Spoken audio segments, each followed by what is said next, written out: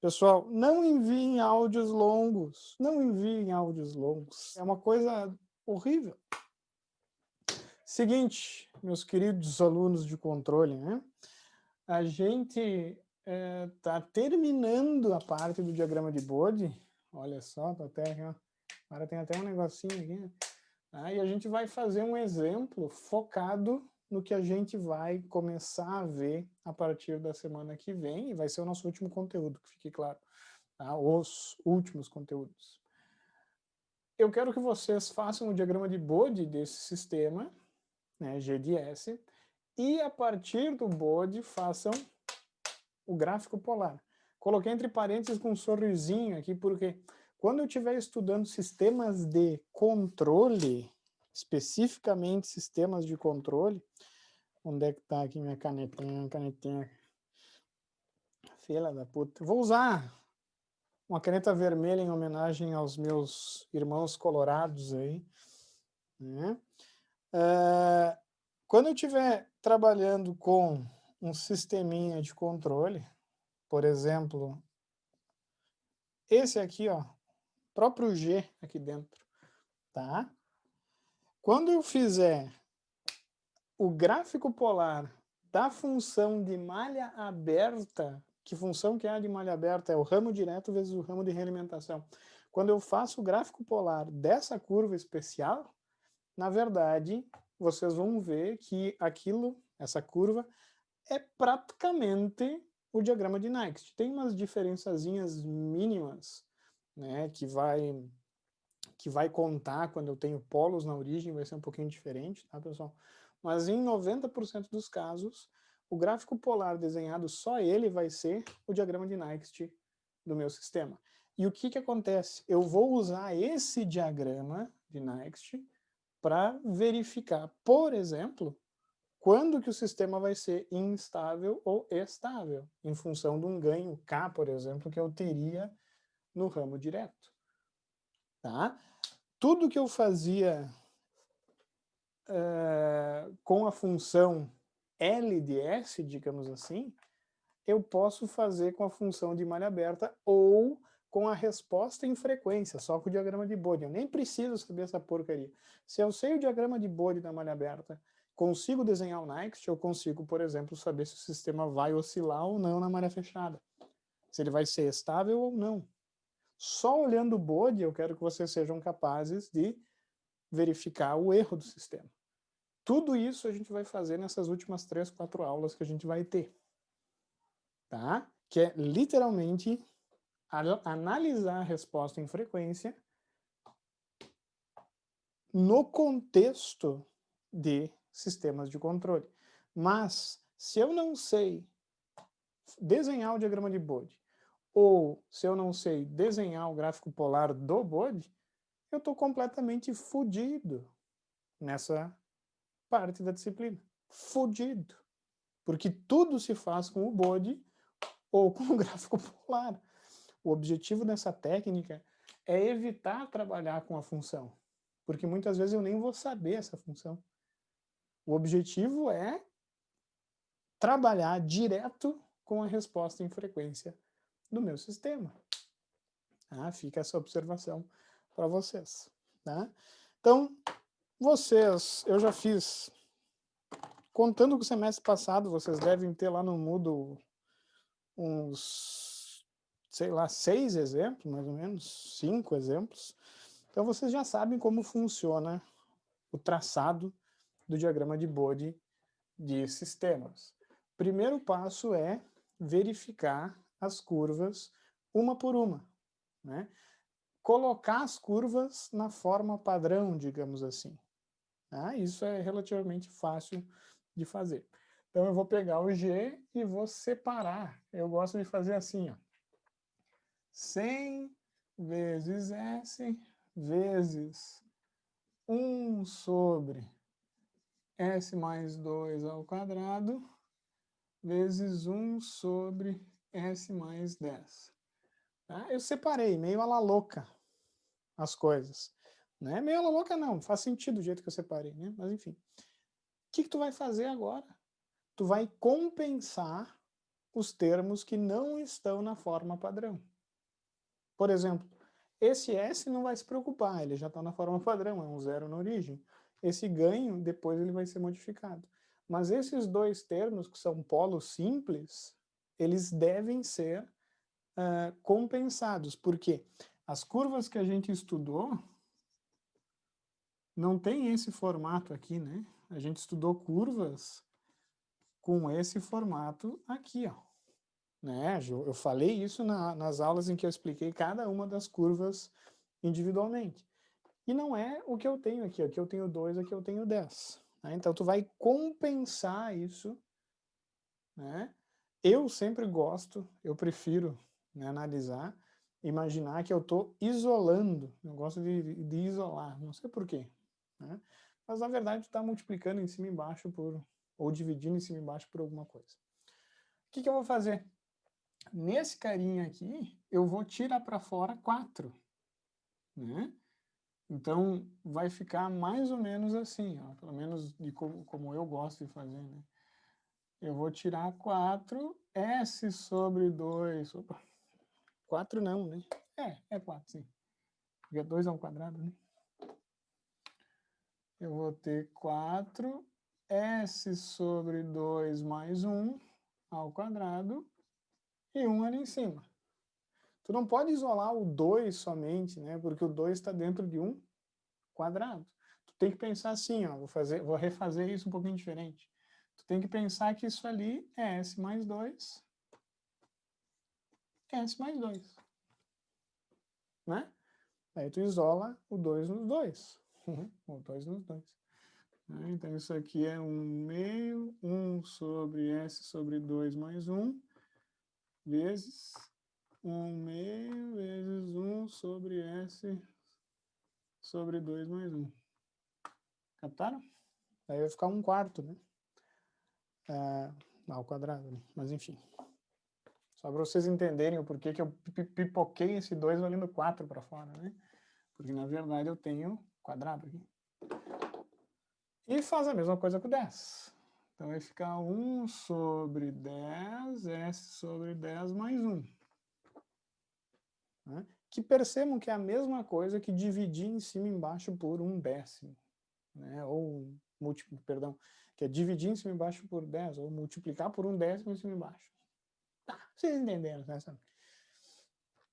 Então, 40 vai cortar aqui o 0, 0,4 vai ficar 40, 10, 10 quartos, 5 meios.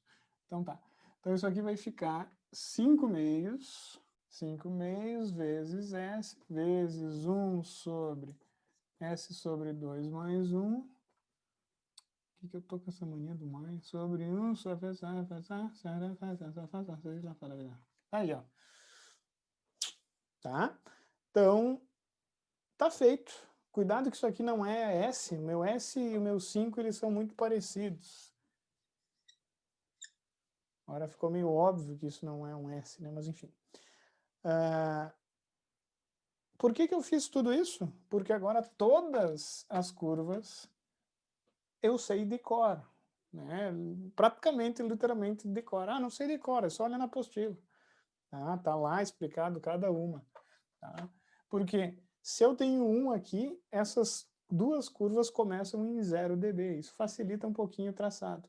Muito embora, em controle eu tenho uma facilidade um pouquinho maior, né? Um pouquinho maior. Se eu pensar nessa função aqui, né? Eu, Renan, não desenho, não separo, não. O que eu faço? Eu tenho um polo em -2, né?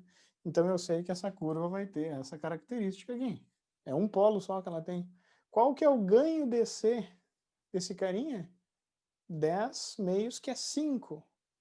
Pô, se o ganho desse é 5, o sistema começa, né, aqui, ó, com 20 vezes log na base 10 de 5, que é basicamente 14 dB. Tá? Então isso aqui vai ser 14 decibéis. E deu, a curva está traçada.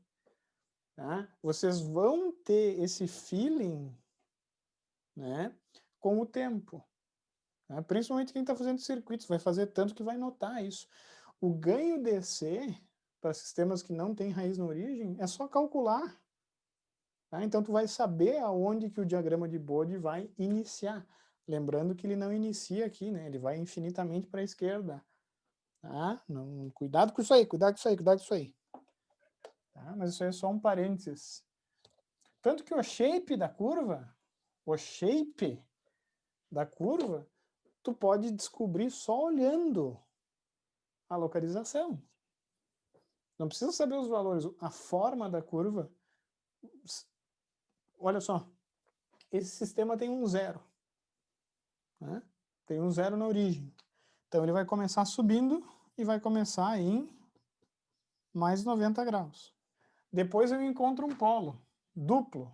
Eu estou subindo 20, encontro um polo, fico reto, encontro outro polo, caio 20. Enquanto que esse carinha cai 180. E depois eu encontro outro polo. Caio mais 20. E aqui eu caio mais 90. Né? Com o tempo, vocês vão aprender a ver a função e ver isso aí na mente de vocês.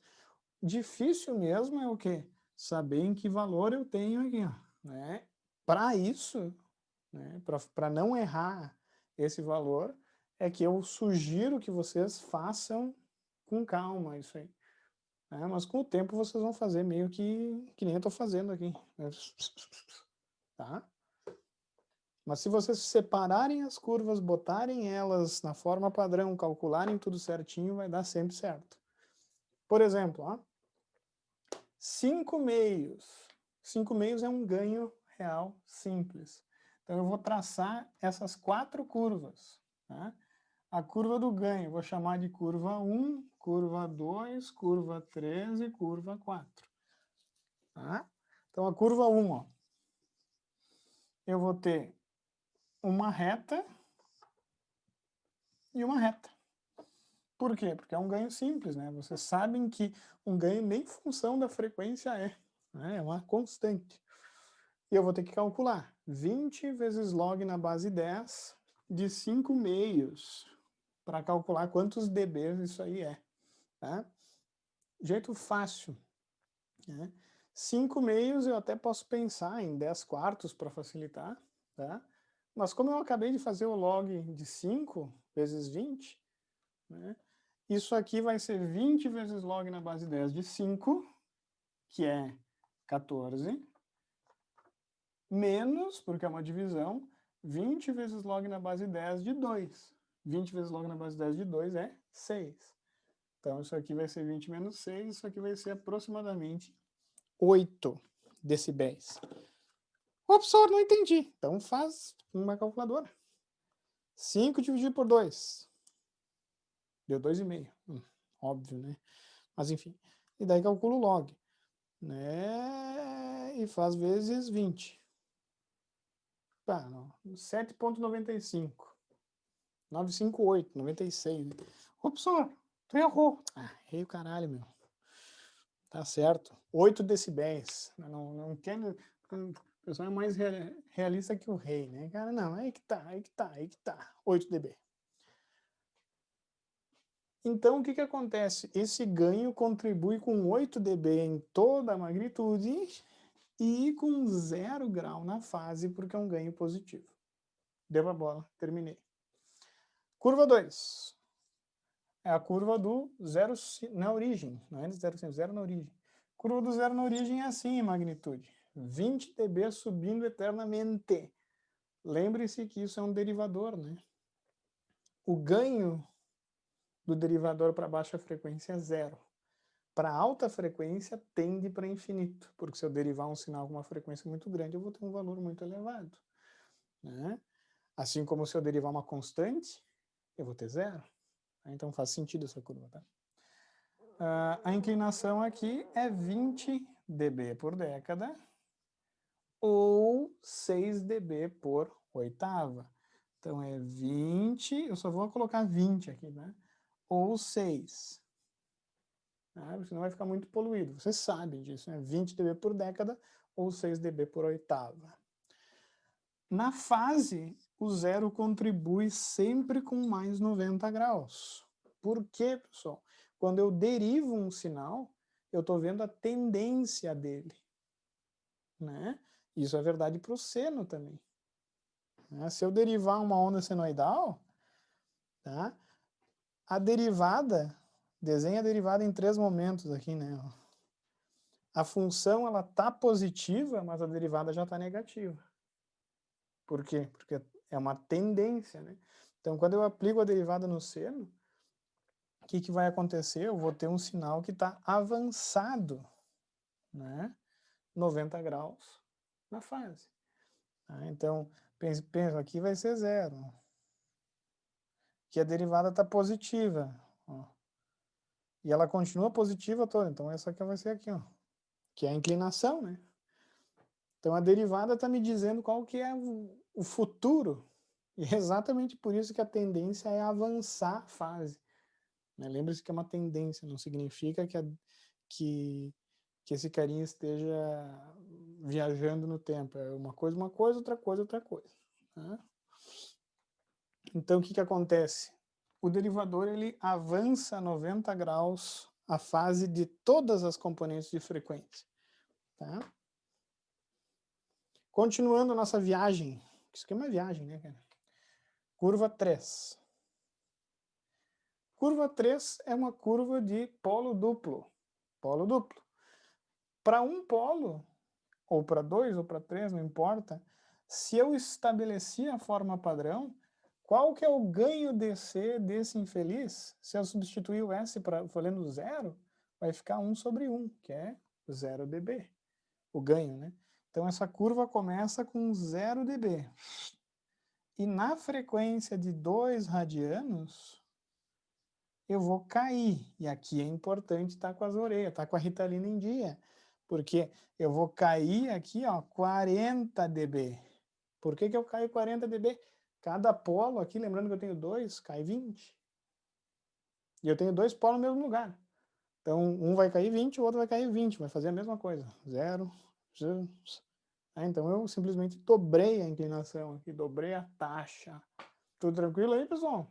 Na hora de desenhar ali, senhor, o primeiro tu não precisa chegar a desenhar ele retinho. Tu já desenha ele direto com o 40. Como assim retinho? É porque no primeiro ele tem 2 polos, né? No primeiro ele ficaria 180 graus ali, né? Ele ficaria. 180 Não, graus? não, errei. É que ele ficaria reto, que nem no primeiro ali. No primeiro risco. Horizontal. Não, não. Na verdade, está somando duas curvas iguais que caem em 20. Porque a curva do polo simples, né, Josiel? Pensa que eu posso separar isso aqui em 1 sobre S sobre 2 mais 1 vezes 1 sobre S sobre 2 mais 1. Duas curvas idênticas. Então, na verdade, eu tenho uma curva para o polo simples e uma curva para o polo simples, na mesma frequência. Como eu tenho 0, se eu somo essas duas curvas, eu tenho uma curva que cai o dobro aqui embaixo. Ah, sim, fez sentido. Tá? Beleza? Eu acho que eu tava confundindo com outro negócio. Não. Tá tranquilo, tranquilo. Quem tiver dúvida, me interrompe aí, meu. Não pensa 2 vezes, rapaz.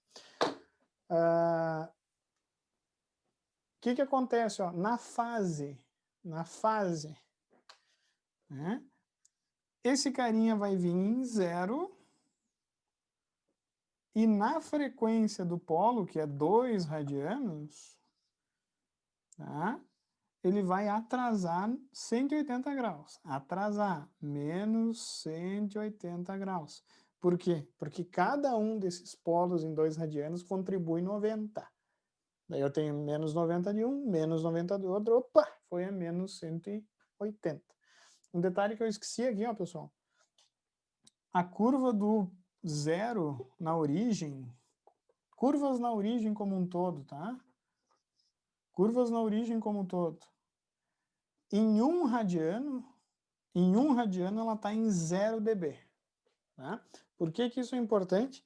Porque eu preciso saber onde ela está na hora de fazer a soma mais tarde. Senão eu não vou conseguir fazer essa soma direito. Tá? Então, a curva tanto do polo na origem quanto do 0 na origem, né, a magnitude é unitária, ou 0 dB, na frequência de 1 radiano. Porque se eu substituir o J ômega aqui e substituir o ômega valendo 1, eu tenho J. E o módulo do J é 1. Tá? Então, para a frequência de 1 radiano, eu tenho o ganho unitário ou 0 dB. Lembrando que 20 vezes log de 1 é 0. Tá? Enfim. Última curva é igual essa, igual. A única diferença é que essa quebra não vai acontecer em 2 radianos, vai acontecer em 10 radianos, porque o polo está localizado em menos 10. Então eu vou vir aqui e um pouco depois vou quebrar. Tá? E não vai ser igual, até desculpa. Né? O shape vai ser parecido. A única diferença é que ao invés de cair 40, aqui eu vou cair 20, porque eu só tenho 1. Tá? E essa frequência de quebra acontece em 10. Aqui é 2, aqui é 1 e aqui é 0. Né? Então eu venho zerado até a frequência de 10 radianos e caio 20 dB por década. Aqui, ó, eu vou vir reto até a frequência de 10 radianos e vou cair para menos 90. Tá? Sei que tá horrível isso aqui, tá? Mas vocês pegaram a moral do bagulho, né? Vocês pegaram a moral do bagulho. Né? Tracei as 4 curvas e daí o que tu faz? Soma elas. Soma todas. Soma mais, isso é igual a alguma coisa. Mais, isso é igual a alguma coisa. E com isso eu vou ter o quê? A assíntota de magnitude e a assíntota de fase do meu sisteminha. Né? Então a gente vai fazer isso no próximo quadro, porque aqui tem muito pouco espaço para fazer isso. Esse é um sistema, pessoal, que ele não cai exatamente em décadas. Né? Então ele é um bom exemplo para exercitar cálculo de décadas. Muito importante, pessoal, quando vocês forem passar limpo, daí sim, se preocupem bastante com a escala logarítmica. Aqui eu estou cagando para a escala logarítmica. Em nenhum momento eu falei assim, ó, siga uma escala bonitinha aqui, blá, blá, blá, diabo 4. Não. Tá? Não falei em nenhum momento isso. Mas na hora de fazer, passar a limpo, na hora de botar para capar mesmo, né? Passar limpo, sigam a escala logarítmica. E vocês se lembram da dica que eu dei para traçar uma escala logarítmica bem rápido no olho, nos olhos. Olha que vai estar para ó. Tá? Então desenhei assim o mais reto possível. Como que eu gosto de fazer? Primeiro, tu tem 2 frequências de quebra aqui. Tem uma frequência de quebra em 2 radianos e uma frequência de quebra em 10 radianos. Como 1 também tem alguma importância para nós, eu vou representar aqui da frequência 0.1 até a frequência 100. 100 tá bom, estou exagerando bastante, inclusive, tá? Então, o que vai acontecer? Deixa eu dar mais espaço aqui para esse diagrama. Tu vai fazer 0, 1, 1, 10 e 100. Começa aqui, aqui vai ser a nossa frequência de 0.1. Né? Daí estabelece a tua largura de 1 década. Vamos imaginar que 1 década é isso aqui, ó. Né? E daí marca as décadas, ó, pessoal. Né? E no gráfico aqui de baixo marca as décadas no mesmo lugar, porque é um gráfico em cima, embaixo do outro, né? Então, mesma coisa. Então, essa frequência é 0,1, aqui é 1, aqui é 10 e aqui é 100. Aqui 0, 1, 1, 10, 100. Tá? Para marcar as frequências dentro de uma década, como que eu gosto de fazer? Tá? No meio aqui, praticamente no meio, até vou marcar aqui mais forte, né? Vou marcar em vermelho as décadas aqui. Tá? Bem no meio, vai cair mais ou menos no 3, entre 1 e o 10, né? Então aqui vai ser o 3, aqui vai ser o 30 e aqui vai ser o 0.3. Alô? Alguém aí bateu as coisas, abriu o áudio aí. Porcaria. Né? Então, eu gosto mais ou menos de traçar no olho assim, ó. Na metade da distância, tu vai ter 3. No terço da distância, ou seja, mais ou menos aqui, ó, né? Mais ou menos um terço, aqui, um pouquinho mais até. Aqui, ó. Né? Isso aqui é um terço, ó, tá vendo? Mais ou menos a distância de uma década. Esse é o 2. Então, mais ou menos aqui, ó, é o 20. Mais ou menos aqui é o 0,2. E depois que tu fez isso, né, é só seguir mais ou menos essa escala diminuindo. Né? Obviamente que o próximo tracinho sempre vai ser mais próximo, cada vez mais perto, né? Porque é assim que acontece na escala logarítmica. Né? Então, o que acontece? O 4 tu vai desenhar um pouco mais perto do 3 do que o 2. Daí aqui, 5, 6, 7, 8, 9, 10. E daí tu vai ter uma escala assim feita no olho, nos olhos. Não vai ser exatamente, né? Porque até o 3, na verdade, vai cair no 0,48, não é bem 0,5. Mas é só para fazer no olho mesmo, tá, pessoal? Para fazer no rascunho ali, mas quando tu não tem um papel semilog, né? Como eu sei que eu vou ter frequência de quebra em 2 radianos, eu marco 2 aqui para baixo. Né? Porque tu vai ter aqui duas frequências de quebra. 10 e 2. Então, é essas frequências de quebra aqui que tu vai se importar. O certo seria desenhar isso aqui com régua, esquadro, transferidor. Mas não, isso aí é coisa para arquiteto. Tá? A gente vai desenhar na brutalidade. Então, pessoal, o que eu vou fazer agora? Agora tu vai somar as curvas e ver mais ou menos aonde que tu vai dar. Fica claro que essa curva começa subindo, né? Porque eu vou ter constante, uma coisa que sobe, constante, constante. Como resultado, obviamente que é uma coisa que vem subindo, porque acompanha essa curva, né? Imaginemos aqui, eu tenho, na verdade, aqui eu tenho 8.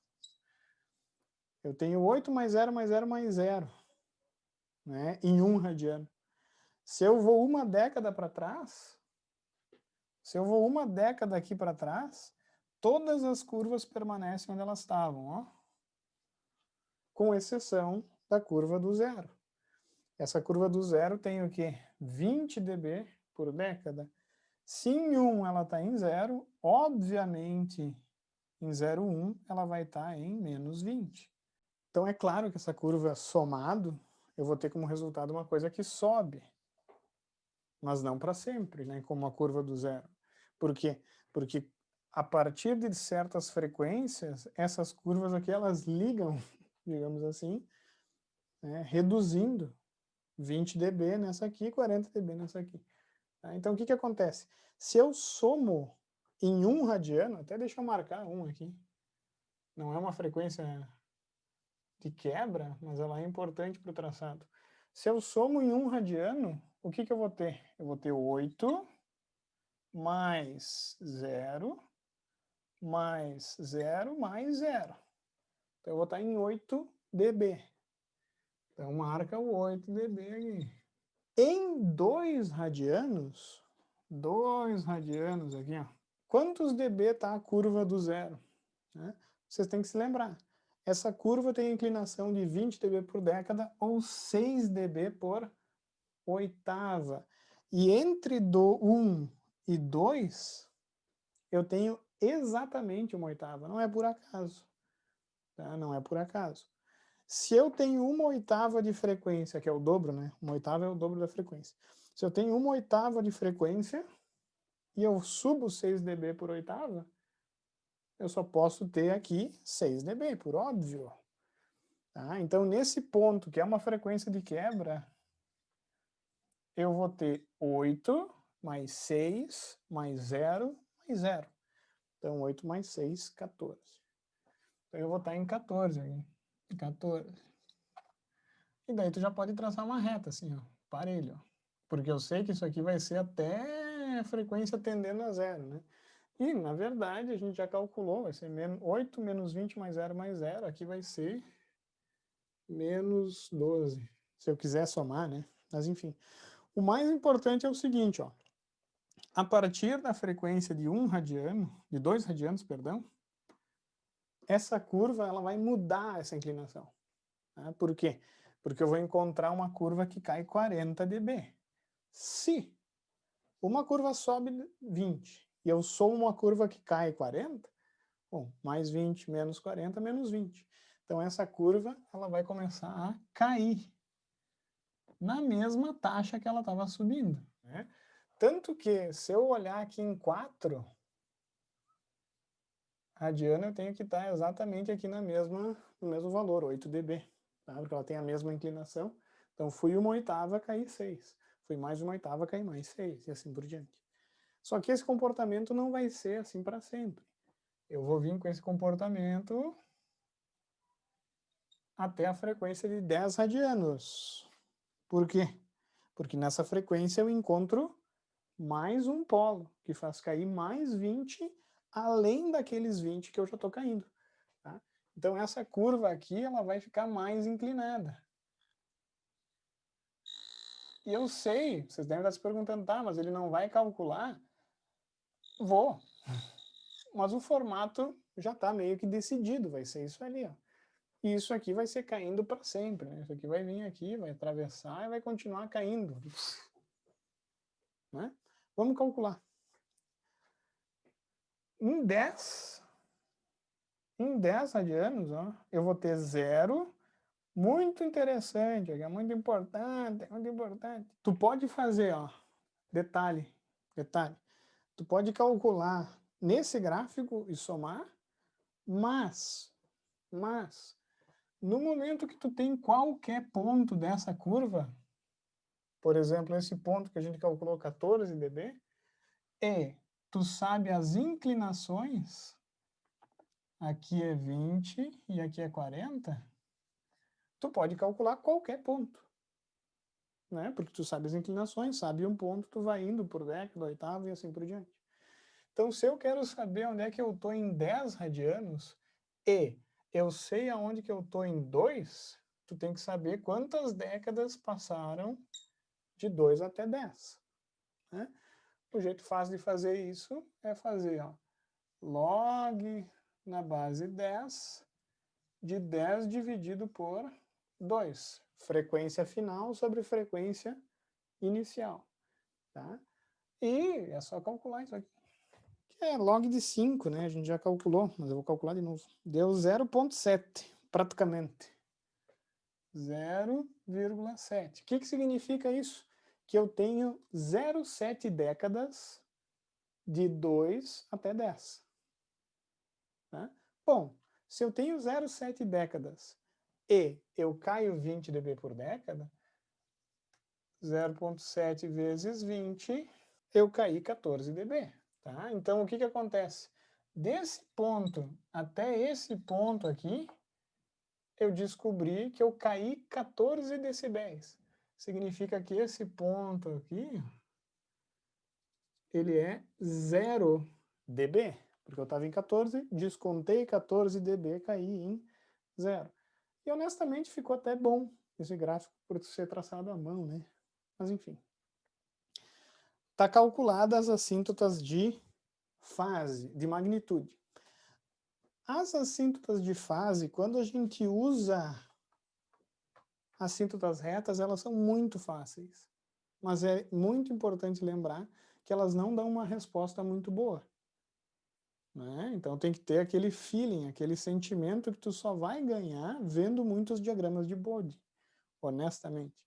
Ou entendendo que as curvas de raízes reais, elas são extremamente sinuosas, ó. Elas são assim, essas curvas. Ó. Diferente das curvas de raízes complexas com baixo fator de amortecimento, em que a transição acontece extremamente rápido, no intervalo muito pequenininho, numa banda muito pequenininha de frequência. Então, o que acontece? Para as assíntotas, é só somar. Tá? Então, somando elas, vocês vão ver que é muito, muito tranquilo. Eu vou ter essa curva aqui, ó. 90, não, 0 mais 90 mais 0 mais 0, que é 0, né, pessoal? Eu vou ter mais 90. Daí, no primeiro polo, que é um polo duplo, eu caio 120 graus. 180, desculpa. Se eu cair 180 graus, eu fui a menos 90.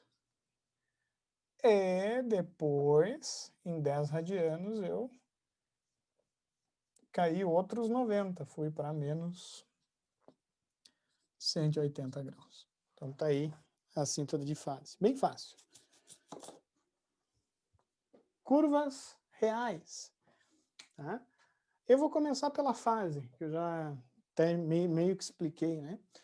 O que acontece com as raízes reais? Essas duas raízes, essas duas frequências de quebra, elas estão muito próximas, né? Elas estão a 0,7 décadas uma da outra. Tá? Então, o que acontece? Uma vai começar a responder antes, tá? Mas logo depois a outra começa a responder junto, meio que em cima. Vai ser até difícil de ver, né, aonde que elas se separam muitas vezes. Então a curva ela tem que começar caindo. Não, Diga. desculpa te interromper. Eu não entendi por que é mais 90 e não menos 90 na primeira. Não seria menos 90 porque é 0 mais 90 e menos 180? Não, 0 mais 90 mais 0 mais 0. Essas duas curvas Ah, iniciam em 0. sim. Não, eu confundi Elas... com o C. Isso, né? Porque ficou meio... O traçado aqui não ajudou muito, né? Mas enfim. Então, ó, pessoal, quando tu for traçar a fase de curvas reais, tu tem que começar a descer aqui, ó, de raízes reais, desculpa. O 2, tu tem que começar a descer em 0,2. Então começa a descer. Oh, tá? Só que nessa frequência, esse 10 aqui, ele vai começar já a responder, porque eu estou em 1, né, uma década abaixo. Então ela é meio chatinha, essa curva, assim, para ser traçada de maneira precisa. Ela não é uma curva fácil, tá, pessoal, de traçar.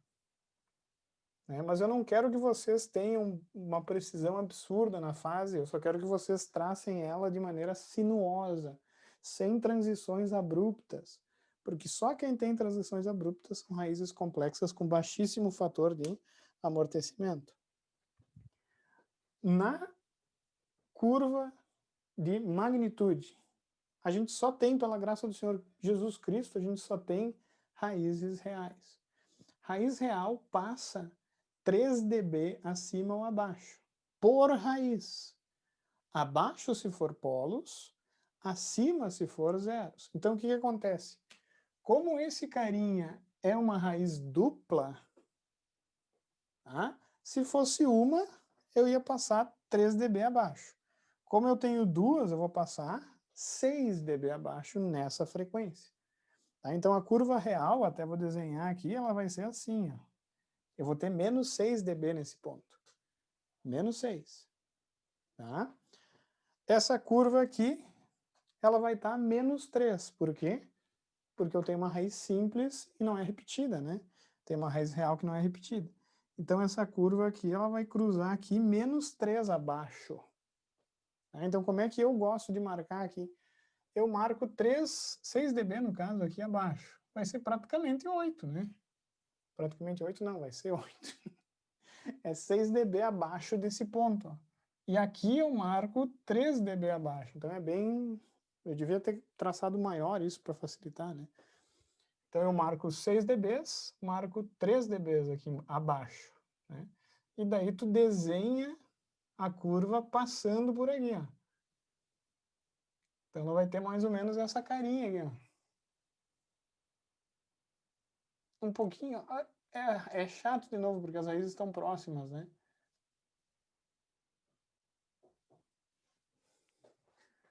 Tá? Então vocês vão ver que quando eu desenhar isso aqui, eu vou ver praticamente uma curva só. Vai ser difícil distinguir as duas raízes na curva real. Isso é fácil de fazer na assíntota, mas na maioria das vezes é muito difícil de ver na curva real a localização precisa das raízes. Vamos para o MATLAB ver se me acertou. Para fazer um bode, barbadaça, primeiro tu vai criar a função de transferência. No nosso caso, eu vou usar a ZPK. 0, polo e ganho. 0 eu tenho 0 na origem, então eu marco a localização 0.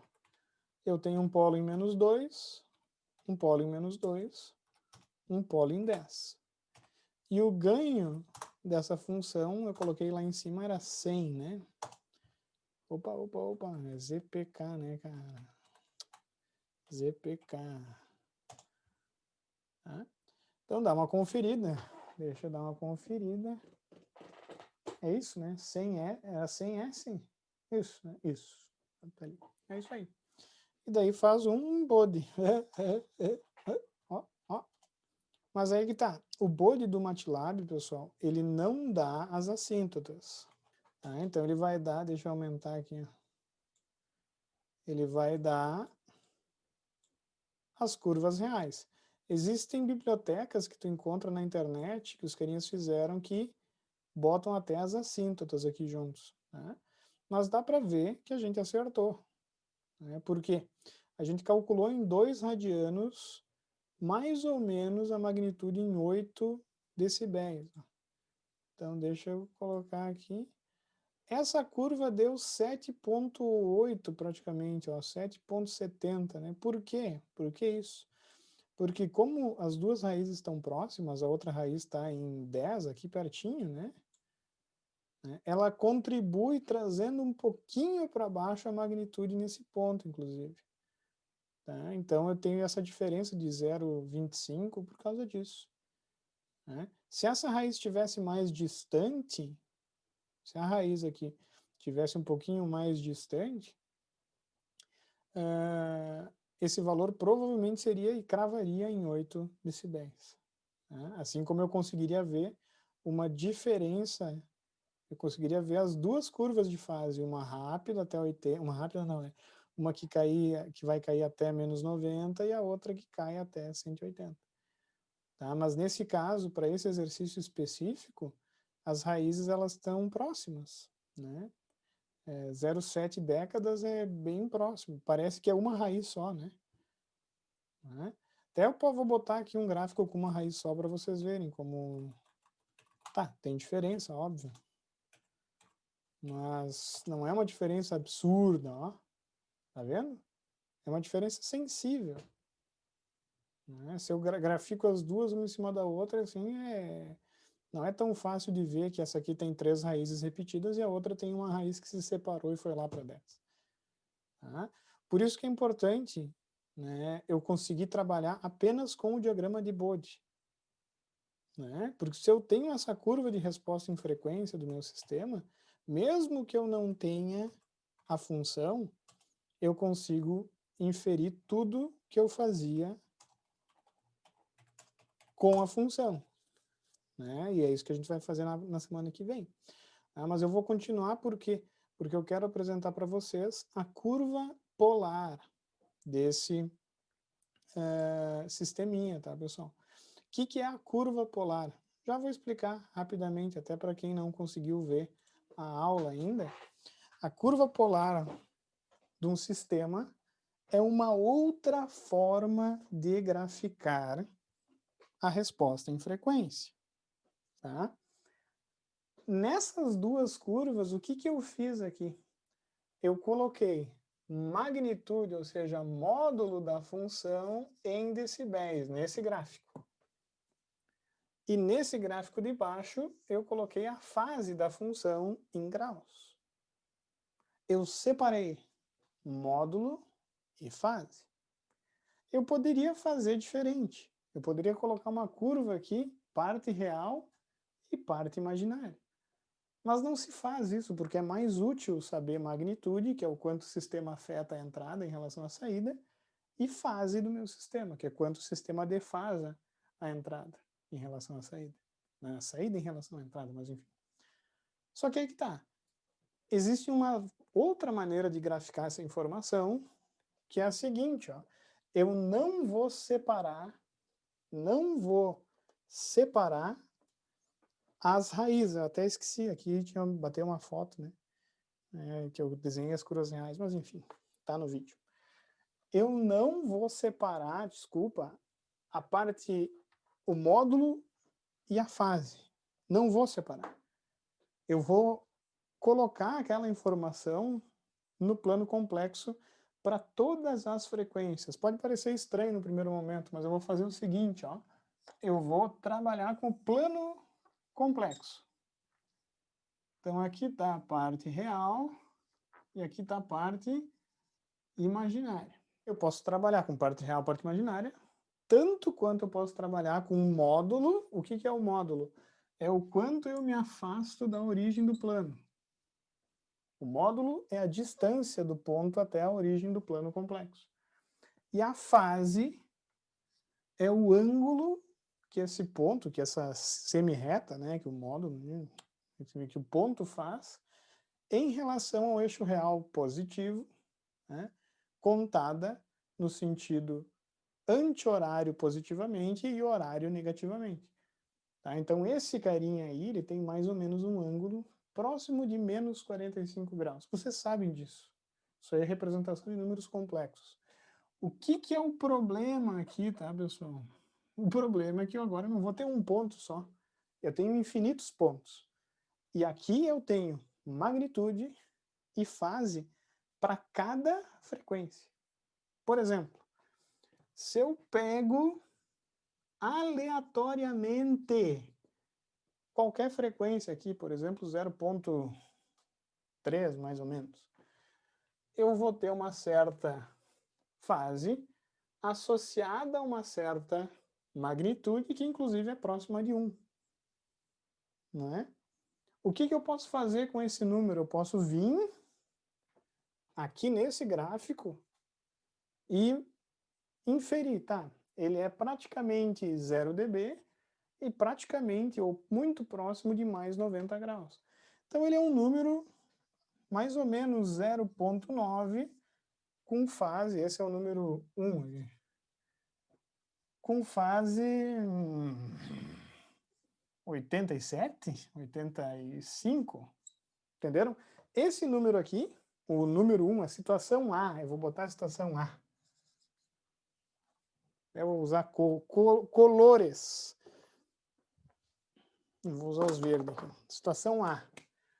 Eu tenho fase um pouquinho menor do que 90 e magnitude um pouquinho menor do que 0 dB. 0 dB é 1.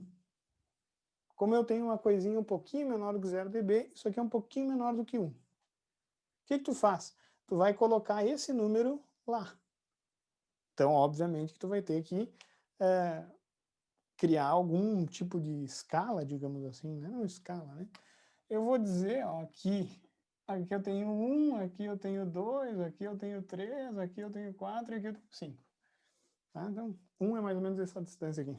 Tá, essa distância aqui. Esse número, que é o número A ali, ele tem magnitude praticamente 1 e fase quase 90, né? Praticamente 90. Só que o que vocês têm que pensar, e agora fica bem difícil de desenhar esse carinha aqui. Qual que é o grande problema que vocês têm que começar a enxergar? Se eu diminuo a frequência, se eu venho para a esquerda, o que está acontecendo com o módulo do número? Ele está diminuindo, né? Enquanto a fase se mantém em 90 graus. Então, se eu pegar um número mais para a esquerda, por exemplo, a frequência 0.1, essa frequência aqui, ó, eu vou ver que eu tenho menos 12 dB. Menos 12 dB é 1/4. E a fase, aqui é 1/4. E a fase vai estar muito parecida com mais 90, né? Está praticamente grudada em 90. Mas o módulo diminuiu. Então esse ponto aqui que eu vou chamar de... vou chamar de B, né? B. Já usei A, me fudi, né? B. Esse ponto que eu vou chamar de B, ele tá aqui, ó. Porque ele é um número com um módulo muito menor. Eu sei que ficou bem ruim aqui, Pedrinho. Que negócio é brutalidade. ele é um número com módulo muito menor e com uma fase ainda mais próxima de 90. Ó. Pode ver que esse aqui é um número maior e com uma fase mais distante. Eu exagerei a fase porque senão não ia ter que desenhar direito, né, pessoal? Então, o que que acontece? Se eu vou diminuindo a frequência, eu já aumento ela, não se preocupem, tá, a frequência. Se eu vou diminuindo a frequência, indo cada vez mais para a esquerda aqui, eu vou ver que a magnitude vai caindo, ou seja, tendendo cada vez a zero. Então, na verdade, essa curva, ela começa na origem, por mais estranho que isso possa parecer. Porque quando a frequência tende para zero, o módulo tende para zero também. E isso faz todo sentido, porque esse carinha tem um derivador, né? Mas, enfim, a fase tende para mais 90. Tá? Só que no momento em que eu vou aumentando a frequência, agora eu estou aumentando a frequência, esse módulo vai aumentando. De 0 para 0.00001, 0.00002, 0.00003 e assim por diante. E a fase começa a ficar 89.991, 89.985 e assim por diante. Então, o que que acontece? Ó? Essa curva ela vai aumentando a magnitude e se descolando do eixo imaginário, porque a fase vai diminuindo. Perceberam? E entender isso é crítico, pessoal. E é bem difícil, né? Mas é importante. Quem está começando a traçar Next, ou no caso o gráfico polar, não tem outra saída.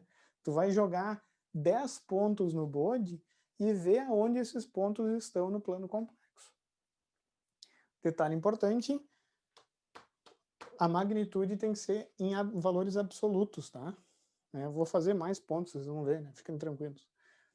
Então eu tenho o ponto B, tenho o ponto A aqui, e vou continuar. Por exemplo, se eu pego uma frequência aqui, ó, percebam que a fase já está bem maior, né? Menor, né, no caso, desculpa. Tá na casa dos 70 graus já, 60 e poucos. Enquanto a magnitude cresceu mais um pouco, ó. E inclusive ficou maior do que 1. Como fui eu que desenhei essa porcaria, eu diria que está uns 4 dB, né? 4, 5 dB, não sei. Mas se vocês tiverem o gráfico desenhado no software, vocês vão ter o valor com precisão, ou pelo menos com muito mais precisão do que esse desenho. Se eu disser que está entre 3, 4, 5 por aí, a magnitude ela já vai ter passado de 1, com certeza, ela passou ali de 0 dB, né? Então, o módulo vai ficar mais ou menos na casa do 1,5, 1,6. Então, esse carinha aqui, por que que eu sei que é 1,6? Um parênteses. Porque 6 dB, 6 decibéis é 2. Né? Como é que eu sei? Fácil, né? Calcula, ó. 10 na 6/20 vai ser igual, isso aqui é o valor em dB, o resultado disso é o valor em absoluto. Né? Isso aqui é só fazer o inverso do 20 log na base 10, né, do x. E daí vocês vão ver que isso aqui é aproximadamente 2. Assim como isso aqui, ó, é aproximadamente raiz de 2. Então, se o carinha caiu entre 3 e 6, eu sei que o carinha está entre raiz de 2 e 2. Ou seja, 1,7, por aí. 1,1, por aí. Tá? Eu vou dizer que está em 1,7, que seja. E a fase eu vou dizer que está em 75. O senhor está fazendo no olho. Sim, eu fiz toda essa bosta aqui no olho. Por que eu não vou fazer outra curva no olho também? Mas credo. Tá? O fato é o seguinte, ó. Tu tem uma magnitude um pouco maior do que 1. Então isso aqui é 1, ó. É uma magnitude maior do que 1. E a fase está praticamente 70. Até ficou bom isso aí. Esse número aqui é o número C. C. É óbvio que entre o A e o C, tu vai ter uma curva, né? Porque tu tem infinitos pontos. Ô, professor, até quanto eu tenho que fazer isso? Até tu se cansar, até sair sangue dos teus dedos, rapaz. Não, tô brincando. Tá? Faz mais alguns pontos e deu. Ó. Só que tem que tomar muito cuidado, porque a partir de uma certa frequência, a fase vai rapidamente tender para 180. Né? Vou mostrar aqui. Ó. Pega, por exemplo, uma frequência simples, que tu sabe aqui, ó, 8 decibéis, por exemplo. Né? 8 decibéis é um pouco mais do que 2 em valor absoluto. Tá? Então, ó, a fase nessa frequência vai estar um pouquinho menor do que 0. Então, perceberam que eu vou ter uma coisa que é 2.3, 2.9, 2.8, com uma fase já negativa, menos 20, vamos colocar. Tô no olho aqui, né? Aqui é mais ou menos 0, né? Então esse carinha ele já vai estar aqui, ó. Perceberam como se eu me desligo, eu me fodo, né? Porque o ponto vai estar 2, aqui é 1, aqui é 2 pontos aqui, ó. Né? E eles, óbvio que só vai poder ter feito isso aqui, ó. Né? Faz um ponto intermediário se tu tem dúvida, ó. Faz esse ponto aqui, ó. Né? Esse ponto aqui, ele está com fase mais ou menos 30, e a magnitude lá em cima, ó, tá intermediária entre esses dois. Então ele caiu mais ou menos aqui, ó. Até na verdade ele faz assim, ó, um pouquinho mais fechado aqui, porque essa distância tem que ser maior do que essa aqui. E assim tu vai desenhando. Né? Tu tem que passar todos esses pontos para lá. Dica que vale ouro, pessoal. Isso é chato de fazer, vocês estão notando que é chato, né? Cuida a fase. A fase diz o quadrante que tu vai estar. Por exemplo, ó, de mais 90 até essa frequência aqui, ó, eu tenho números no primeiro quadrante, né? Porque são números de 0 até 90 graus. Nesse momento aqui, ó, até ele cruzar menos 90, são números no quarto quadrante.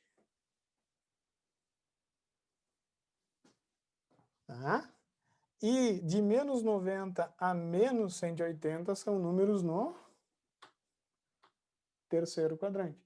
Então, esse sistema ele vai do primeiro para o quarto para o terceiro. Tá? Isso é bem importante na hora de traçar. Tá? Porque é só olhar a fase, tu não precisa olhar mais nada, é só olhar a fase e tu sabe. Então, se tu traçou o diagrama e não deu uma coisa que nem conferiu a fase e não deu certo, bom, alguma coisa tu fez. Tá? Por isso que é importante saber números complexos. Ô, professor, isso eu não vou usar para nada. Eu vou fazer uma pergunta para ti. No colégio, tu pensava que não ia usar Bhaskara para nada, né? E tu tá usando. Né? Então, pronto, já desfiz um argumento com outro bem rápido. Tá? Continua aí eternamente, até se cansar da vida e desistir da engenharia. Não, capaz. Nesse momento aqui é importante, é um momento importante porque eu vou ter a mesma magnitude do ponto intermediário lá. Ó.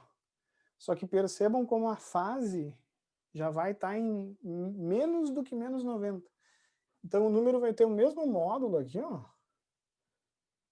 Então vai ter essa mesma distância aqui, ó, só que mais ou menos aqui, ó.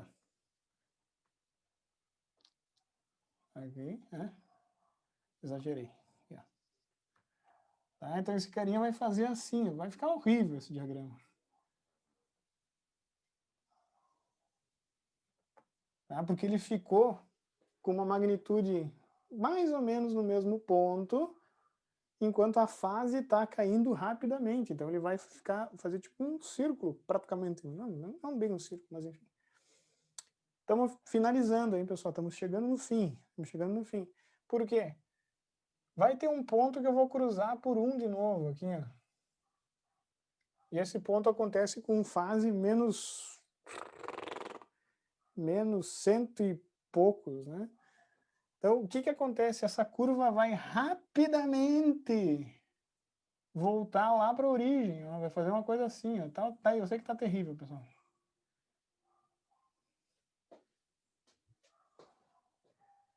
Tá? Por quê? Olhem como a magnitude de uma hora para outra começa a cair, porque ela cai 40 dB por década, né? Se eu vou um pouquinho para frente, eu caio muito. Porque 40 dB por década, cada década que eu subo, eu divido por 100. Tá? Então, se eu subo uma década, uma coisa que era 100 vira 1. Tá? Enquanto a fase está praticamente se altera muito pouco nesse intervalo. Né? Então, esse carinha ele vai direto lá para a origem, ó. Enquanto a fase já está praticamente aqui em 45, menos 100, 135, menos 150, menos 100 vai pedrada.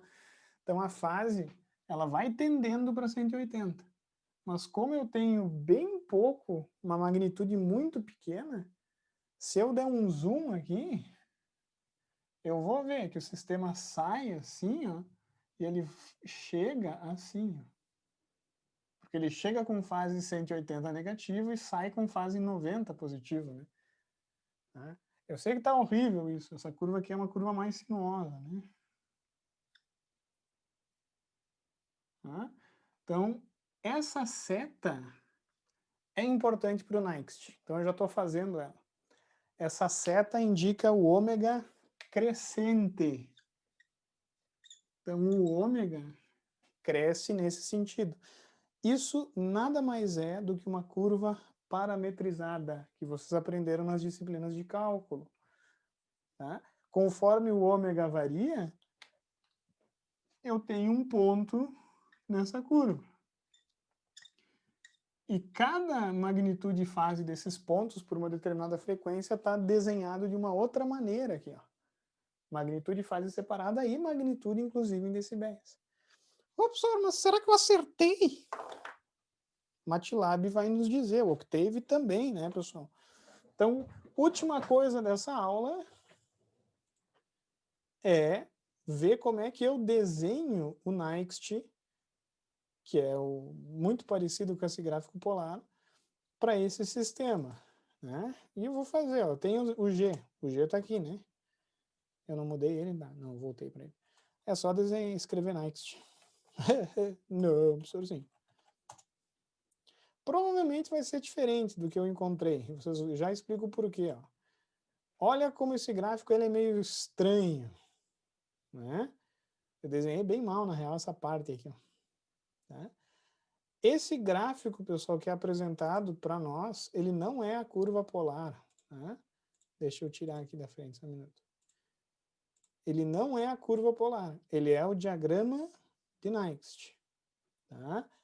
E qual que é a diferença desse gráfico polar para o meu diagrama de Next? A única diferença é que além desses pontos, eu vou colocar todos os conjugados. É literalmente como se eu espelhasse esse diagrama de novo. Eu vou espelhar, fazer uma imagem especular em relação ao eixo real, porque eu tenho os conjugados, né? Então eu precisaria desenhar literalmente a curva aqui, ó. E daí, se vocês forem ver, se eu tivesse desenhado direito, vocês iam ver o mesmo desenho ali que o diagrama de Next ele apresentou. Um detalhe, tá, pessoal? Muitas vezes o diagrama de Next é apresentado que nem esse gráfico aqui, ó, só metade dele. Porque pressupõe-se já que eu tenho também os conjugados. Tá? A única diferença foi que eu desenhei mal essa curva aqui, né? Essa curva aqui, ela, no gráfico, fez assim, né? Ela foi mais gorda. Né? Mas o que vocês têm que fazer é apenas uma aproximação, como vocês vão ver nas próximas aulas. Né? Na real, o mais importante mesmo é essa região do plano aqui. Tá? Mas vocês vão ver isso nas aulas sobre diagramas de Nyquist, que a gente vai aprender a interpretar esse resultado. E a teoria por trás do Nyquist é uma coisa assim bem chatinha, mas que eu explico em detalhes nas apostilas da disciplina. Tá? Então vale a pena para quem quiser entender como que a teoria de Nyquist funciona, né? Que eu já vou postar as aulas nesse final de semana, tá, pessoal?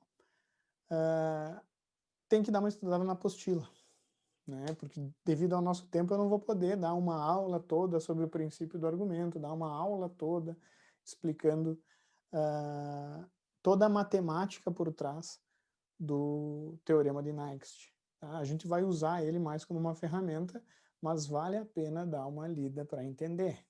Principalmente quem tem gosto, né, por números complexos, porque o princípio do argumento é uma teoria do número complexo, né, das funções complexas. Tá? Espero que vocês tenham entendido. É muito importante que vocês exercitem agora isso, traçando diagramas, né, traçando o Nyquist ou o gráfico polar, porque é isso que a gente vai fazer a partir de agora, só. Praticamente. Tá? Outros pontos importantes, já preparando vocês para uma mentalidade aí da aplicação. Tem alguns pontos fundamentais no traçado do diagrama de Bode. Por exemplo, os pontos onde ele cruza 0 dB. Tá? Esses pontos são conhecidos como as frequências de 0 dB. Outro ponto importante, tanto no Nyquist quanto no Bode, são as frequências em que o sistema cruza 180 graus, que nesse exemplo ele não cruza. Né? Isso é tão importante, mas tão importante, que esse sistema, só sabendo isso, se eu fecho a malha com esse sistema aqui, eu já sei que ele nunca vai instabilizar, nunca, para nenhum ganho positivo. Pelo simples fato de ele nunca atravessar 180 graus. Então parece ridículo, mas a gente vai ver isso nas próximas aulas, como é que isso, que milagre é esse, que eu só olho o Bode e já sei o que acontece. Respirem aí que a gente vai ver isso nas últimas aulas da nossa disciplina. Aquele abraço. Fechou, pessoalzinho? É isso. Feitoria, então, feitoria. É nóis. Falou, boa noite. Falou, até mais.